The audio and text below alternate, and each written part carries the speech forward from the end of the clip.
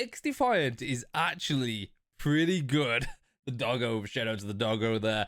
I've been playing XDefiant for the last few days. I played it on launch. I played it a couple days later. It's actually a pretty good game. I've spent about 3 or 4 hours into the game right now of gameplay. It's rivaling Call of Duty, which is huge because, like, you know, Call of Duty is the cornerstones of FPS. It's just the biggest FPS game for the common, like the average person, like me and you, the average people. We just go there to chill, you know.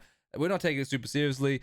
But XDefiant is Ubisoft's attempt to take on this genre of cornerstone Call of Duty FPS.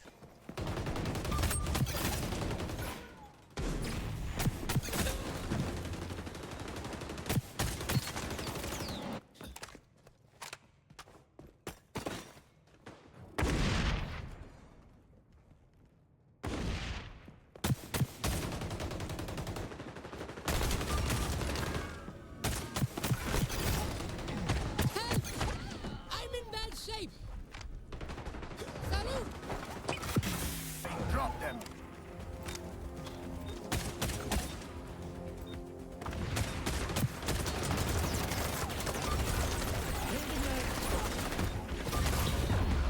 Come on.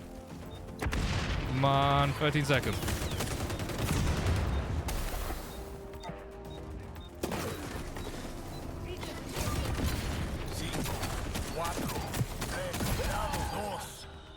Nice. Woo. We sat on that point.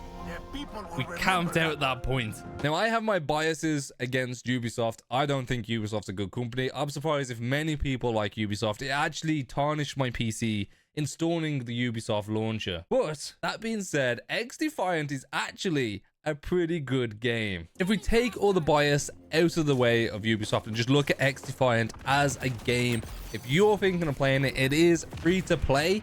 Obviously, this means there's going to be a ton of microtransactions, but that's what we expect in this day and age of free to play games. It is just take Ubisoft out of it, it is at its core a very good FPS game and could potentially rival Call of Duty, even though I think it's still technically in its own ballpark and not encroaching on the Call of Duty space too much. Maybe not, I don't know. You've been watching some gameplay while I'm talking about this. I want to talk about my first experiences on launch day. I can't hold too much against the game and the servers and the creators because technically every launch day game is shocking, and it was. I think I played 3 games in max. Maybe that might have been 2 in 2.5 hours. The servers were shot. You couldn't get a game for ages. I had to go and play Battlefield while I was waiting. It was shocking. And eventually I managed to get into a couple of games back to back. And then I thought, you know what? It's good. We're just going to log off for the night. I had my first looks. And I was pretty shocking. I think I averaged a 0.7 KD when I first started the game. It was a bit laggy. And that was in the skill-based matchmaking. If you didn't know, one of the key factors of this game is the fact that they are boasting no skill-based matchmaking. Up to level 25, you have a playlist available to you, which is the getting started playlist, where it is skill-based matchmaking while you get used to the game. This helps the lesser players sort of get bumped up and matched with other lesser players. So there is a place in the world for skill-based matchmaking. I think they have tackled this very well, though. You have skill-based matchmaking until you hit a certain level, until you get that experience in the game, which is level 25, and then you get pushed out into the real world of no skill-based matchmaking. And let me tell you, I've not played much no skill-based matchmaking, but it is beautiful. Unlike Call of Duty, where you get punished for playing well. Now, I'm not an expert, I'm not a pro gamer, but I am above average, I'd say, in most FPS games. In Call of Duty, especially the recent years, you get punished for being good at the game. If you go and pull a 70 kill game, you know for a fact the very next game you're going to get your ass handed to you, and it's going to be a high def game. Probably even 2 or 3 games after that. That is the skill-based matchmaking. If you don't know how it works, skill-based matchmaking is basically aimed to help the lower than average players have an enjoyable time. It doesn't benefit higher players. And I know that may seem crazy, but it really doesn't. So if you're above average and playing FPS games, skill-based matchmaking punishes you more than benefits you. If you're below average on the whole scale, you're definitely going to benefit from it. It's basically protecting the new players. So if you're a new player and you're terrible and you're going 10 deaths, 0 kills every game, the game will push you into lower lobbies.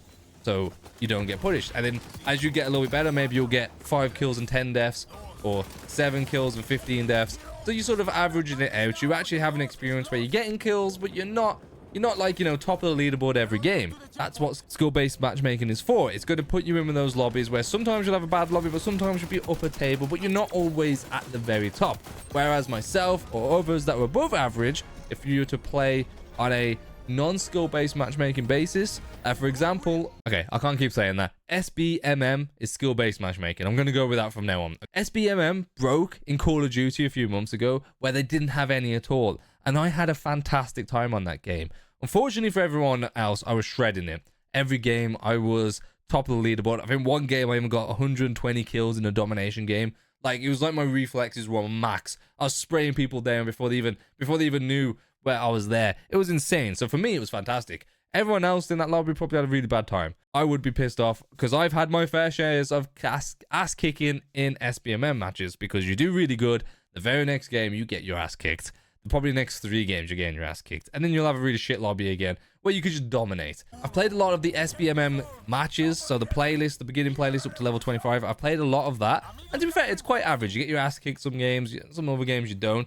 But then I started today playing exclusively the playlist, which is no skill based, and it was actually pretty good, because it wasn't like every game you get punished if you're at the top of the table. And quite a few times from the clips that you'll see, I was shredding it with a sniper. In fact, I was shredding it, and it was really good. And you know, I was up there in the leaderboard, and most of the times I was top of my team in the leaderboard. It felt good, but it doesn't mean that I was getting my ass kicked. I wasn't going to get punished.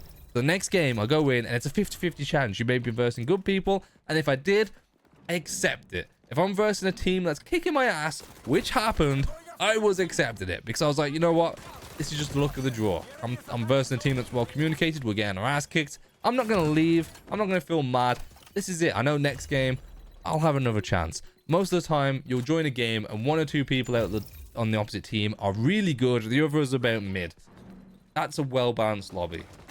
Be able to play a game and feel like I'm not going to be punished for playing well. I can play as well as I want. I can hold back if I want. My playstyle was just so relaxed. If I wanted to snipe, I would snipe. If I wanted to go with the SMGs or whatever, I felt like I'll be having a difficult game as I'm trying to learn the gun, but I know I'm not going to get punished for it, which I really, really liked. The skill-based matchmaking, I like not having it, and I think all games should not have it. Unfortunately, I can see from the business point of view why companies would want it, because it's going to keep the below average players playing. If you're only playing, probably the top % of people are going to keep playing, because if you're just losing every game because you're not very good at FPS games, or you're new to the scene or whatever, you're gonna get disheartened just like going into lobbies and just getting your ass kicked every game. Whereas if skill based, if you started getting a lot of lobbies where you're getting your ass kicked, it will start pushing you actively into worse lobbies so you can climb up a little bit and get the confidence. But I do think going forward, this should be an example, and I hate to say it because Ubisoft is the developer. Going forward, this should be the standard. You should have a skill-based matchmaking playlist, and you can choose to play that. I mean, why not do that as the ranked mode? If you want to play ranked, it has to be skill-based. That makes sense in my mind. And then the non-ranked mode, so the unranked modes, no skill-based, just random lobbies, 50-50. Granted, Call of Duty's got a much larger pool than XDefiant at the moment. I think Call of Duty still has the majority of the player base. So I'm going to find more worse lobbies than good lobbies. So you think of it as a percentile, top 10% are really good, the rest are average. So are you still going to find like more easy lobbies in Call of Duty than you do XDefiant, because there's less player base? I feel like I've covered that for a little bit too long. Let's talk about some of the mechanics and the gameplay real quick before ending the video. If you're interested, I would recommend it. I think it's a top FPS game. I do have some concerns which we'll mention towards the end, but the beginning, guns feel really good.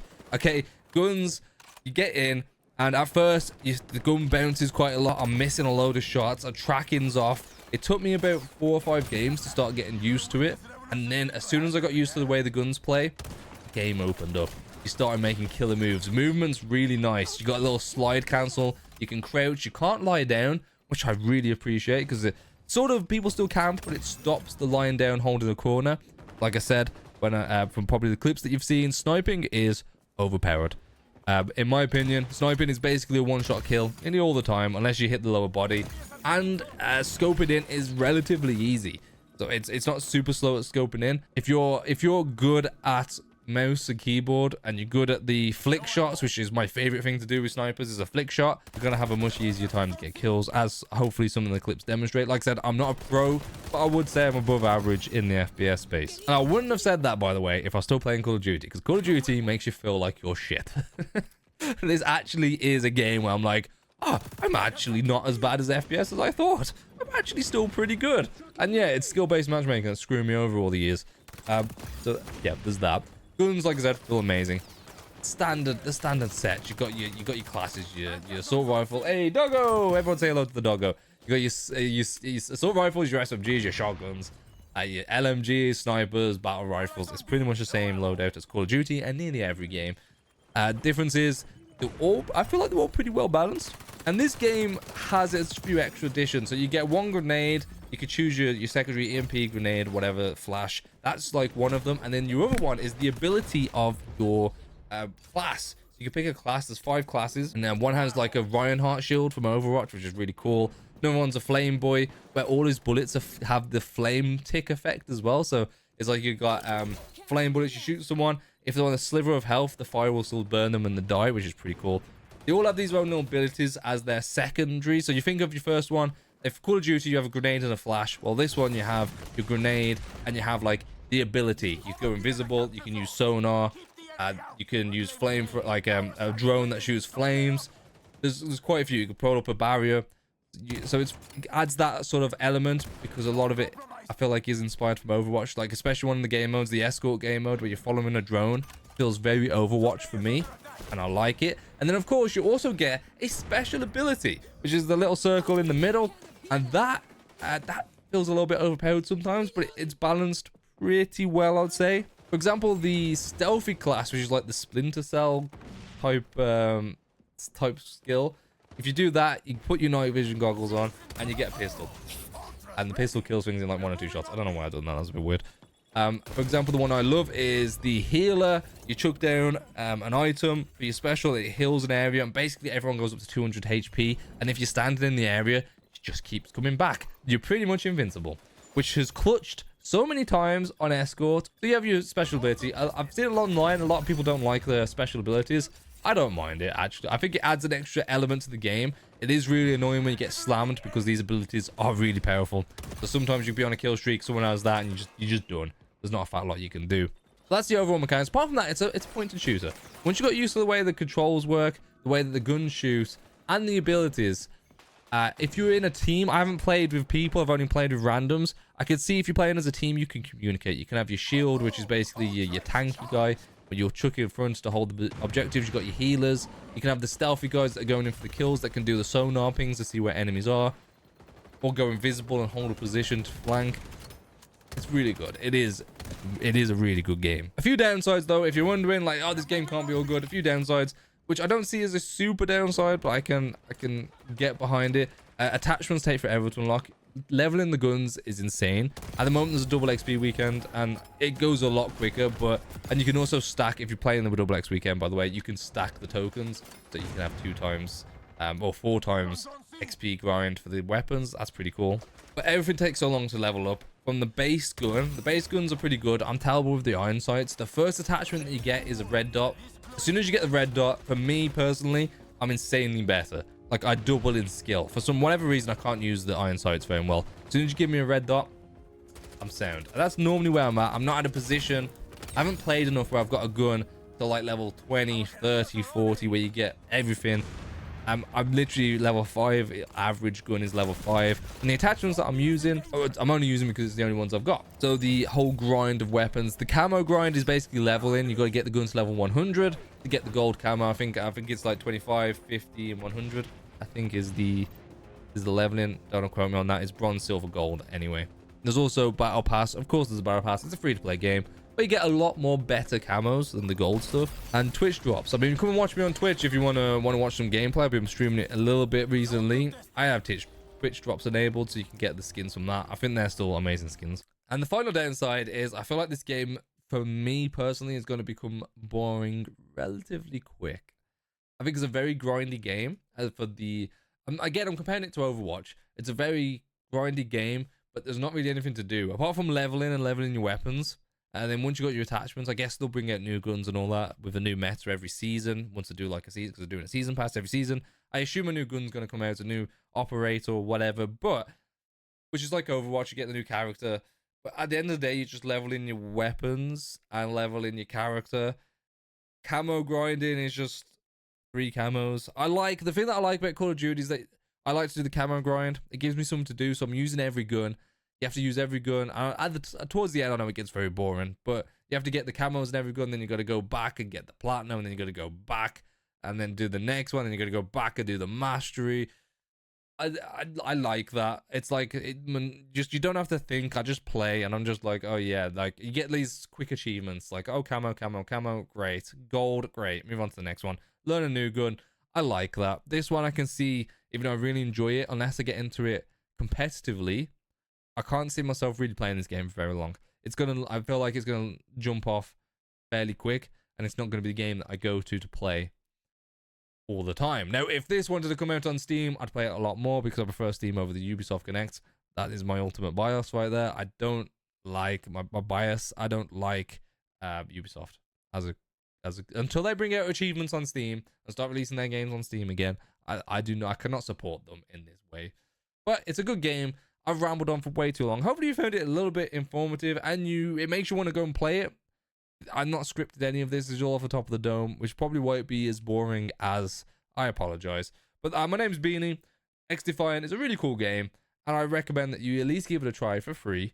It's free. You don't have to spend any money on it. Give it a try. Give it a good 10-15 games and see if you like it. I think it's a very fun game. And if you want to add me, put your username down below in the comments and we'll play together. Definitely play together. All right, I'll see you later. Thanks. Have a good day. I've rambled enough on this.